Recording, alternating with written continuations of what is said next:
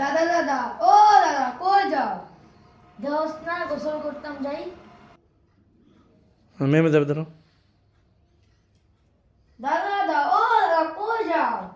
বললাম না বিরক্ত করিস না, গোসল করতাম যাই। আরে তুমি জানো গোসল ফরজ কয়টি? এত বছর ধরে গোসল করি, গোসলের বড় জানি না।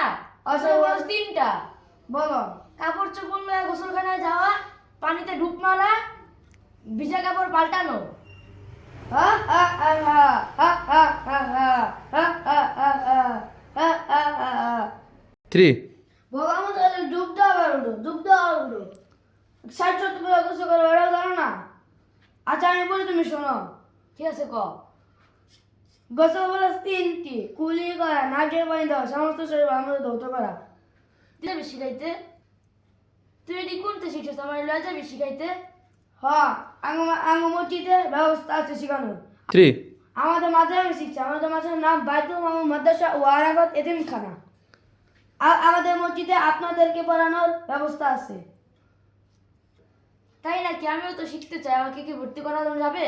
হ্যাঁ তাহলে আমি আসবো কালকে। এমনিতে আমি কি ভর্তি হতে পারবো?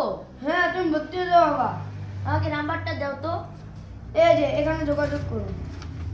ঠিক আছে, দেখি।